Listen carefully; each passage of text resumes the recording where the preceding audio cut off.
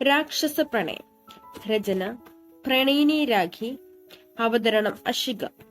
എല്ലാവരും ഹാളിലിരിക്കുമ്പോഴാണ് ബാക്കി വാഞ്ഞരപ്പടകൾ എത്തുന്നത്. അഹാനയെ കണ്ട മനുവിന്റെ കണ്ണുകളൊന്ന് തിളങ്ങി. ആരാടി അത്? ഐഷുവിന്റെ അടുത്ത് വന്നിരുന്നു കൊണ്ട് അവൻ ചോദിച്ചു. ദേശ് സാറിന്റെ അപ്പച്ചിയുടെ മോളാണ്. ആണോ? എടാ, അധികം അങ്ങോട്ട് നോക്കണ്ട, നിനക്ക് പിന്നെ കണ്ണുണ്ടാവില്ല, ഐഷു അർത്ഥം വെച്ച് പറഞ്ഞു. മനു അവളെ നോക്കി. എന്തിനാടി ഇങ്ങനെ ഒരുപാട് മനുഷ്യനെ പേടിപ്പിക്കുന്നേ? പേടിപ്പിക്കാൻ പറഞ്ഞതല്ലടാ, സത്യാവസ്ഥ എനിക്ക് വെച്ചുവിനല്ലേ അറിയൂ. അല്ല, ചേട്ടൻ ഇങ്ങനെയാണെങ്കിൽ അനിയനും മോശമാവൂലല്ലോ. എടി, നീ എന്താലോചിച്ച് നിൽക്കുക? മനു അവളുടെ തോളിൽ തട്ടിക്കൊണ്ട് ചോദിച്ചു. ഒന്നുമില്ല. പക്ഷെ ഇതൊക്കെ കണ്ട ഒരാളുടെ കണ്ണുകൾ കുറുക്കിക്കൊണ്ട് ഐശ്വര്യ തന്നെ നോക്കി. മക്കളെല്ലാവരും എത്തിയോ? എന്നാ വാ, നമുക്ക് ഭക്ഷണം കഴിക്കാം, നിങ്ങളെ കാത്തിരിക്കുവായിരുന്നു. വാ മക്കളെ. ഇച്ചു. എല്ലാവരും ഡൈനിങ് ടേബിളിന് ചുറ്റുമിരുന്നു. അച്ചുവിന്റെ അടുത്ത് ദശ്, മനു, ഐഷു, കിച്ചു, കാർത്തി, ധ്രുവ്, ഗീതു, മറിയാമ്മ, അലോക്, വൈദു, പിന്നെ അഹാന എന്നീ ഓർഡറിലാണ് ഇരിക്കുന്നത്. അല്ല, കൃഷ്ണ ഇരിക്കുന്നില്ലേ? വൈദു. ഞാൻ പിന്നെ ഇരിക്കാം, നാത്തൂരുണ്ടല്ലോ, അവരുടെ കൂടെ ഇരിക്കാം. അച്ചു ഒരു പാലപ്പം എടുത്ത് കൂടി ഒരു ചിക്കൻ പീസ്. അല്ല, മോളെന്താ ഒരെണ്ണം എടുത്ത് കഴിക്കുന്നേ? അച്ചു ഒരു പാലപ്പം മാത്രം എടുത്ത് കഴിക്കുന്നത് കണ്ട് കൃഷ്ണ ചോദിച്ചു. ഇത് മതിയാ അപ്പച്ചി? അല്ല വൈദു, വീട്ടിലിങ്ങനെ തന്നെയാണോ? അലോക്. രാവിലെ അച്ചു അങ്ങനെ ഫുഡ് കഴിക്കാറില്ല, രാമേട്ടനുണ്ടെങ്കിൽ മാത്രം നിർബന്ധിച്ച് കഴിപ്പിക്കും. അച്ഛനെ ഓർത്തതും അച്ചുവിന്റെ കണ്ണുകളൊന്നും നിറഞ്ഞു. ഭാഗ്യവരപ്പം മാത്രമേ രാവിലെ കഴിക്കൂ. അത് കഴിഞ്ഞ് അച്ഛൻ തനിക്ക് വാരിത്തരും. അച്ഛയുടെ പ്ലേറ്റിൽ നിന്ന് കഴിക്കുന്നത് തന്നെ ഒരു പ്രത്യേക സ്വാദാണ്. അതിനുവേണ്ടി തന്നെയാണ് താൻ മനഃപൂർവ്വം ഒരെണ്ണം കഴിക്കുന്നത് തന്നെ. പെട്ടെന്നാണ് തന്റെ പ്ലേറ്റിൽ എന്തോ വീഴുന്നതറിഞ്ഞത്. നോക്കിയപ്പോ 3-4 പാലപ്പം വെച്ചിട്ടുണ്ട്, കൂടാതെ 4 ചിക്കൻ പീസ്. ആരാണെന്ന് നോക്കിയതും ദക്ഷു തന്നെ നോക്കി കണ്ണു കാണിച്ച് മറുത്തൊന്നും പറയാതെ കഴിക്കാൻ തുടങ്ങി. കുട്ടിക്ക് കുറച്ച് പേടിയുണ്ടേ. എടി ഐഷു, എന്താടാ ആ ചിക്കൻ കാല് താടി? ഒന്ന് പോടാ, ഇത് എന്റെയാണ്, ഞാൻ തരൂല. മുത്തല്ലേടി, ഒരു മുത്തുമില്ല, ഞാൻ തരില്ലെന്ന് പറഞ്ഞാൽ തരില്ല. എടി ഐഷു, നിന്നതേ മേടം വിളിക്കുന്നു. ഐഷു തിരിയലും ആ തക്കത്തിൽ മനു അവളുടെ ചിക്കൻ കരടിച്ചു മാറ്റി വായിൽ വെച്ചു. തെണ്ടി. അവൾ അവനെ പല്ല് കടിച്ചുകൊണ്ട് നോക്കി. മനുവിന് ചിക്കൻ എന്ന് പറഞ്ഞ ജീവനാണ്, അതും ലെഗ് പീസ്. ഫ്ലാറ്റിൽ വെച്ച് അച്ഛൻ ചിക്കൻ കറി വെച്ച് 2 ലെഗ് പീസിന് വേണ്ടി ഇടിയാണ്. ഐഷു കാലല്ലാതെ ഒന്നും കഴിക്കില്ല, അവൾക്ക് കുഞ്ഞിലേ മുതലുള്ള ശീലമാണ്. അതുകൊണ്ട് തന്നെ അച്ഛൻ ലെഗ് പീസ് അവൾക്ക് വേണ്ടി മാറ്റിവെക്കും. ഐഷു മനുവിനെ നോക്കി കണ്ണുരുട്ടി. ഐഷു നിവർത്തിയില്ലാതെ മറ്റൊരു ചിക്കൻ പീസ് കൊണ്ട് ആ പാലപ്പം കഴിച്ചു. എന്നാൽ ഇതെല്ലാം ഒരുവൻ കാണുന്നുണ്ടെന്ന് അവർ അറിഞ്ഞിരുന്നില്ല. എല്ലാവരും കഴിച്ച് ഓരോരുത്തരായി എഴുന്നേറ്റു. വൈദ്യു എഴുന്നേക്കാൻ പോയതും അച്ചു വിളിച്ചു. അമ്മ. ആ വിളിയിൽ തന്നെ മനസ്സിലായി വൈദ്യു അവിടെ തന്നെ ഇരുന്നു. അത് കണ്ട അച്ചു ആശ്വാസത്തിൽ കഴിച്ചു. ഇത്രയും നേരമായിട്ടും അച്ചു ഒരു പാലപ്പം മാത്രമേ കഴിച്ചിട്ടുള്ളൂ. ഇനി ദക്ഷിട്ട 3 കൂടി ഉള്ളതും കണ്ടവൾ ദയനീയമായി അമ്മയെ നോക്കി. എങ്ങനെയെങ്കിലും കഴിക്കടാ എന്ന് വൈദ്യു പറഞ്ഞത് അച്ചു കണ്ണടച്ച് അത് കഴിച്ചു തുടങ്ങി. അല്ല, വൈദ്യുമ്മ കൈ കഴുകുന്നില്ലേ? ദശ ചോദിച്ചത്. വൈദ്യു അച്ചുവിനെ നോക്കി. അത് മോനെ, മോള് കഴിച്ചു കഴിഞ്ഞിട്ടേ ഒരുമിച്ച് പോകാൻ. അതിന് അവള് കഴിച്ചു കഴിയുമ്പോ ഒരുപാട് സമയം എടുക്കും. അമ്മ പോയി കൈ കഴുകുക, ദക്ഷു പറഞ്ഞത്. വൈദ്യു അച്ചുവിനെ നോക്കിക്കൊണ്ട് എഴുന്നേറ്റ് പോയി. എല്ലാവരും പോയതും ദശ് അച്ചുവിന്റെ അടുത്തേക്ക് ചെയർ വിളിച്ചിട്ടിരുന്നു. അതറിഞ്ഞ അച്ചു ഒന്ന് വിറയ്ക്കാൻ തുടങ്ങി. ഐഷു നേരെ റൂമിലേക്ക് ചെന്നൊന്ന് ഫ്രഷായി ഇറങ്ങിയതും ബെഡിലിരിക്കുന്ന ആളെ കണ്ട് അവളൊന്ന് സംശയിച്ചു. ഇങ്ങേരെന്താ ഇവിടെ? ബാത്റൂം ഡോറിൽ പിടിച്ചുകൊണ്ട് ഐഷു ചിന്തിച്ചു. സാറെന്താ ഇവിടെ?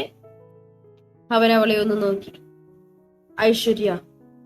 അവളുടെ നേർക്ക് നടന്നുകൊണ്ട് അവൻ വിളിച്ചു. എന്താ സാർ, എന്തേലും ഫയൽ നോക്കാനുണ്ടോ? ഞാൻ ഇങ്ങോട്ട് വരുന്നതിന് മുമ്പ് എല്ലാം നോക്കി ഏൽപ്പിച്ചതാണല്ലോ, ഇനി അതിൽ വല്ല മിസ്റ്റേക്കും ഉണ്ടോ? ഐഷു ഓരോന്നും ചിന്തിച്ചു നിന്നത് മുഖത്താരുടെ നിശ്വാസം അടിച്ചത് അവൾ ഞെട്ടി തലയുയർത്തി നോക്കി.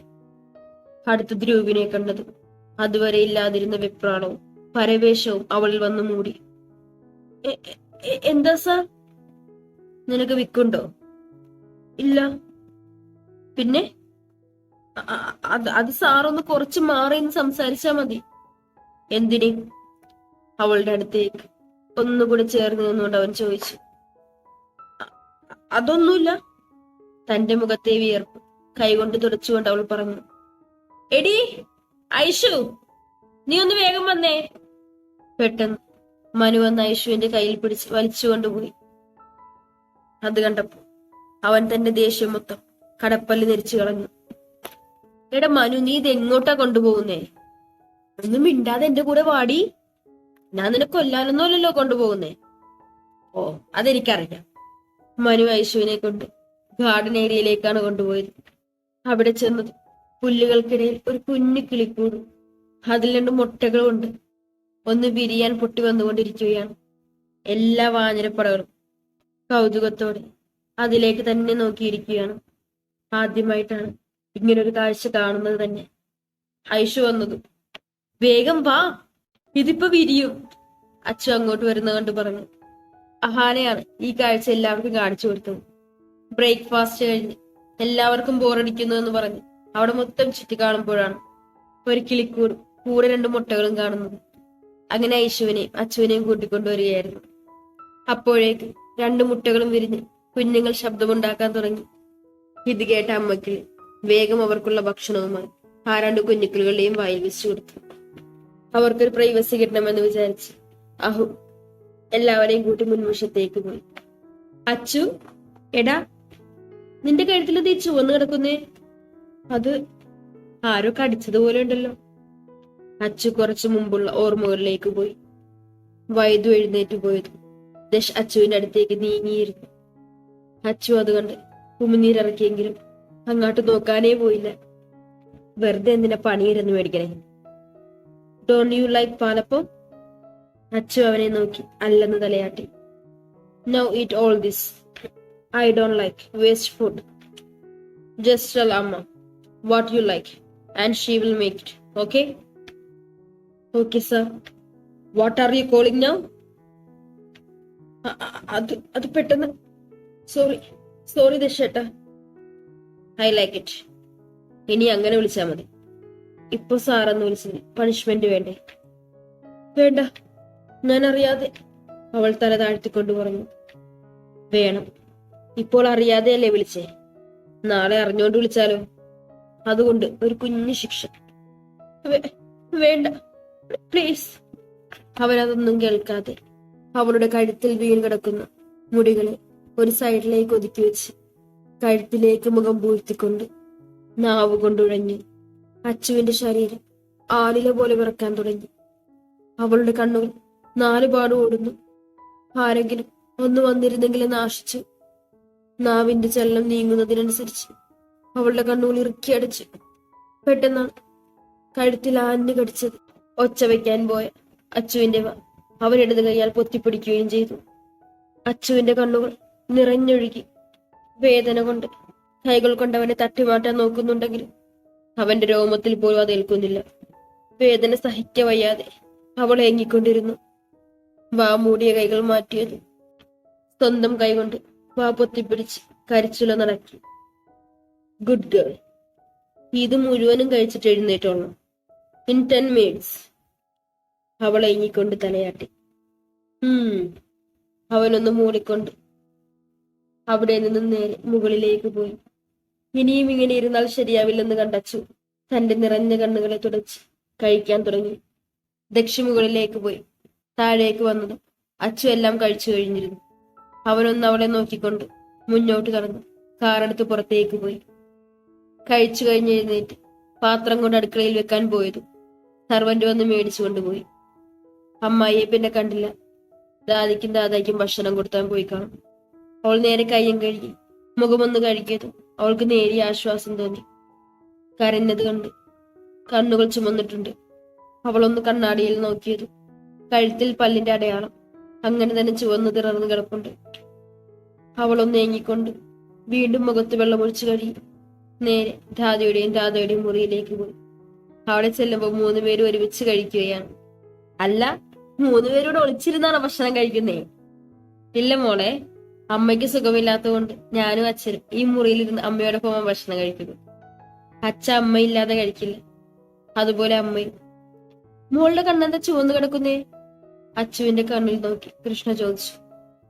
അതൊന്നുമില്ല, ഞാൻ കഴിച്ചപ്പോഴേ എരിവ് കണ്ണിൽ പോയതാ, അപ്പോ ഒന്ന് തിരുമ്മി, അതാ ചുവന്നു കിടക്കുന്നത്. അയ്യോ മോളെ, നോക്കണ്ടേ? കൃഷ്ണ അവളുടെ തലയിൽ തലോടിക്കൊണ്ട് പറഞ്ഞു. അല്ല ആന്റി, മോള് വന്നില്ലല്ലോ കഴിക്കാൻ. അതൊന്നും പറയണ്ട മോളെ, എന്റെ മോള് തന്നെയാ. പക്ഷെ ഒരു മനുഷ്യത്വമില്ല അവൾക്ക്. അവൾ അങ്ങനെ പറഞ്ഞത് മോൾക്കും അമ്മയ്ക്കും വിഷമമായെന്ന് എനിക്കറിയാം. മോളൊന്ന് ക്ഷമിക്ക്. ഏയ്, എന്താ ദാദി ഇത്? എന്നോട് ക്ഷമ ചോദിക്കുന്നത് എന്തിനാ? ഞാനതൊക്കെ എപ്പോഴേ വിട്ടു. അപ്പൊ അവർ രണ്ടും താഴെ വന്ന് കഴിക്കില്ലേ? ഏയ്, അവർക്ക് റൂമിൽ കൊണ്ടേ കൊടുക്കും, അതിവിടുത്തെ സർവന്റ് ചെയ്തോളൂ. അപ്പൊ അങ്കിൾ? അവനിപ്പോ വരാമെന്ന് പറഞ്ഞു പോയി, അവൻ വരുമ്പോ കഴിച്ചോളൂ. ദാദി അല്ല, ചേച്ചി ഇവിടെ വന്നിരിക്കുകയാണോ? ഞങ്ങളിത് എവിടേക്ക് തിരക്കി. അങ്ങോട്ട് വന്ന അച്ചുവിന്റെ കയ്യിൽ പിടിച്ചുകൊണ്ട് പുറത്തേക്ക് പോന്നു. ഭക്ഷണം കഴിക്കുന്ന സമയത്ത് മറിയാമ്മ എല്ലാവരെയും അഹുവിന് പരിചയപ്പെടുത്തുകയായിരുന്നു. അവരെല്ലാരും മാറിക്കഴിഞ്ഞത്. അച്ചു ഐശുവിനെ പിടിച്ച് പൊട്ടിക്കരഞ്ഞു. അവളെല്ലാം ഐശുവിനോട് പറഞ്ഞു. എനിക്ക് മാത്രം എന്താടാ ഇങ്ങനെ? സാറും പിന്നെ ആരെന്ന് പോലും അറിയാത്ത അയാൾ എന്റെ സമ്മതം പോലും ഇല്ലാതെ ശരീരത്തിൽ തൊടുന്നു. അച്ചു, ഞാൻ നിന്നോടൊരു കാര്യം ചോദിച്ചോട്ടെ? നിനക്ക് ദശ് സാറും അയാളും നിന്റെ അടുത്ത് വരുമ്പോ എന്താ തോന്നുന്നേ? അതെനിക്കറിയില്ലടാ, ഭയമുണ്ട്, അതല്ലാതെ വേറൊന്നും എനിക്ക്. എടി, ആ ധ്രുവ് സാർ നമ്മുടെ റൂമിൽ വന്നിട്ടുണ്ടായിരുന്നു. അച്ചുവിന്റെ മനസ്സിലെ സംഘർഷം അയവ് വരുത്താനെന്ന പോലെ ഐഷു പറഞ്ഞു. എന്തിന്? ആവോ. ഐഷു പിന്നീട് നടന്ന കാര്യങ്ങൾ പറഞ്ഞു. നിന്റെ അടുത്തോ? ആ, അപ്പോഴാണ് മനു വന്ന് വിളിച്ച് ഇങ്ങോട്ട് പോകുന്നത്. അച്ചു വന്ന് മൂളിക്കൊണ്ട് രണ്ടുപേരും ബാക്കിയുള്ളവരുടെ അടുത്തേക്ക് നടന്നു. വൈകുന്നേരം ചായ കുടി കഴിഞ്ഞു എല്ലാവരും അഹുവിന്റെ റൂമിൽ ഒത്തുകൂടിയിരിക്കുകയാണ്. അല്ല അഹു, യശ് സാർ നിങ്ങളുടെ മുറച്ചെറുക്കനല്ലേ? മറിയാമ്മ. അതെ, പക്ഷെ എനിക്ക് വല്യേട്ടനാണ്. അപ്പൊ ധ്രുവ് സാറും? ഇത് രണ്ടും ചേട്ടന്മാരെ പോലെയാണ്. പക്ഷെ ചേച്ചിക്ക് അങ്ങനെയല്ല. വല്യേട്ടനോട് എന്തോ ചായവുള്ളത് പോലെ തോന്നിയിട്ടുണ്ട്. അച്ഛ ചേച്ചി ഒന്ന് സൂക്ഷിക്കുന്നത് നല്ലതാ. ചേച്ചിക്ക് വല്യേട്ടന് ഇഷ്ടമാണെങ്കിൽ അത് ഏത് വിധേനെ സ്വന്തമാക്കാൻ ശ്രമിക്കും. അച്ചു അതിന് മൂളുക മാത്രം ചെയ്തു. ഐഷു എല്ലാവരെയും ഒന്ന് നോക്കി. അഹുവുമായിട്ട് സംസാരത്തിലാണ്. അവൾ നേരെ ബാൽക്കണിയിലേക്ക് ഇറങ്ങി. നല്ല തണുത്ത കാറ്റടിച്ചതും ഐഷു കണ്ണുകൾ ഇറുക്കി അടച്ച് അതിനെ സ്വീകരിച്ചു. ഇരു കൈകളും വിടർത്തിക്കൊണ്ട്. ധ്രുവ് സാർ എന്തിനായിരിക്കും തന്നെ അന്വേഷിച്ചു വന്നത്? എന്തായാലും ഫൈൽസിന് വേണ്ടിയായിരിക്കില്ല, മറ്റെന്തോ കാര്യമാണ്. അല്ലെങ്കിൽ തന്നെ കണ്ട കടിച്ചു കീറാൻ വരുന്നയാൾ. ഇന്ന് ആകെ മൗനമായിരുന്നു. ഞാൻ എന്തൊക്കെയാ മുരുകൈ ചിന്തിക്കുന്നേ? വേറെന്തെങ്കിലും ഉണ്ടാവും. ഓ പുല്ല്, മനസ്സിൽ നിന്ന് പോകുന്നുമില്ല. എന്താന്നറിയാഞ്ഞിട്ടൊരു സ്വസ്ഥതയില്ല.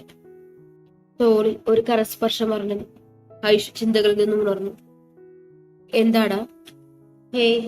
ഒന്നുമില്ല അച്ഛൻ, ഞാനിങ്ങനെ ഓരോന്ന് ചിന്തിച്ചു നിന്നതാ. അല്ല, നാളെ ഓഫീസിൽ പോകണ്ടേ? അറിയില്ല, സാറൊന്നും പറഞ്ഞില്ലല്ലോ. ഞാനൊന്ന് ചോദിച്ചു നോക്കട്ടെ. നാളെ പോണോന്ന് പറഞ്ഞാൽ നേരത്തെ എഴുന്നേൽക്കണ്ടേ? ഇവിടുന്ന് 1 മണിക്കൂറെങ്കിലും ദൂരമില്ലേ? എന്നാ വാ. ഐഷു അച്ചു നേരെ ദശിന്റെ റൂമിലേക്ക് പോയി. എടാ, ഇതിലേതാ റൂം? മുകളിൽ ഒരുപാട് മുറികളുണ്ട്. അവിടെ തന്നെയാണ് എല്ലാവരുടെയും മുറികളെങ്കിലും ദശിന്റെയും ധ്രുവിന്റെയും മുറി ഇരുവരും കണ്ടിട്ടില്ല. നമുക്കൊന്ന് മുട്ടി നോക്കാം. അച്ചുവും ഐഷും ഒരു മുറിയുടെ മുന്നിൽ വന്നിരുന്നുകൊണ്ട് ഡോറിൽ മുട്ടി. Yes, come in. അകത്ത് നിന്ന് റിപ്ലൈ വന്നത്. രണ്ടുപേരും മുഖത്തോട് മുഖം നോക്കിക്കൊണ്ട് അകത്തേക്ക് കയറി. അച്ചു ആദ്യം കയറി, പിറകെ ഐഷു. ഇരുവരും ആ മുറിയാകെ ഒന്ന് നോക്കി. വൈറ്റ് ആൻഡ് ഗ്രേ കോമ്പിനേഷൻ ആണ്. വലിയൊരു സോഫയും അതിനടുത്ത് വലിയൊരു ബെഡും ഉണ്ട്. ബെഡിന്റെ സൈഡിലായി ഒരു ഡോറുണ്ട്. അത് ബാൽക്കണിയാണെന്ന് മനസ്സിലായി. ഇവിടുത്തെ എല്ലാ മുറികളും ബാൽക്കണിയുണ്ട്. ഭിത്തിയിലേക്ക് നോക്കിയപ്പോഴാണ് ആരുടെ മുറിയാണെന്ന് മനസ്സിലായത്.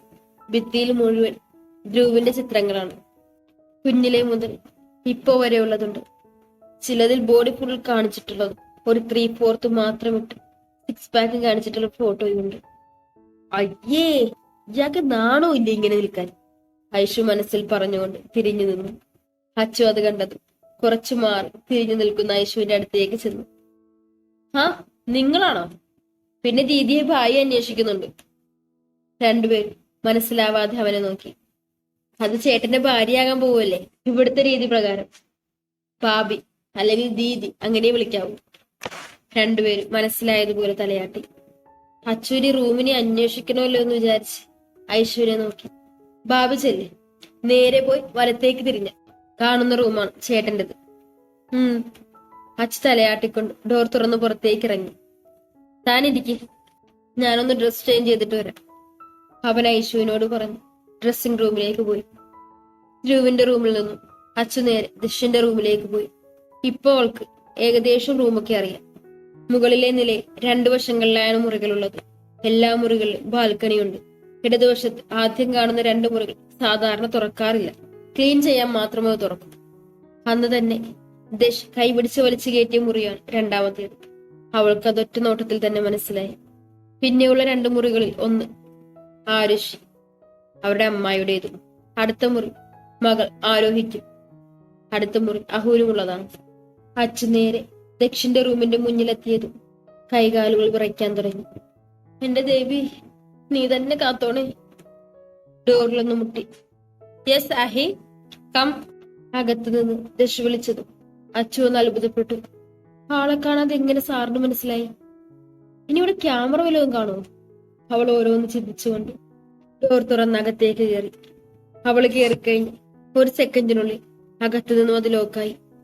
ലോക്കിന്റെ സൗണ്ട് കേട്ട് അച്ചു ആദ്യമൊന്ന് പേടിച്ചു. പിന്നെ ഡോർ ലോക്ക് ചെയ്ത ശബ്ദമാണെന്ന് മനസ്സിലായിരുന്നു.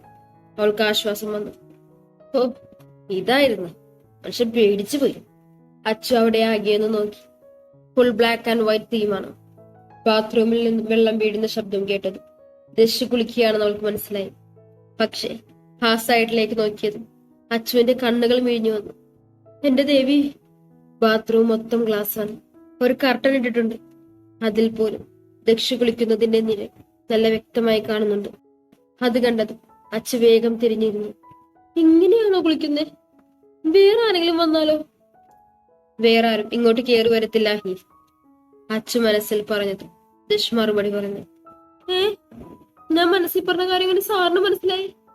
ഞാൻ നിന്നോട് എന്ത് വിളിക്കണമെന്നാ പറഞ്ഞേ? പെട്ടെന്ന് പുറകിലൊരു നിശ്വാസം അടിച്ചത് അച്ചു ഒന്ന് വിറച്ചു.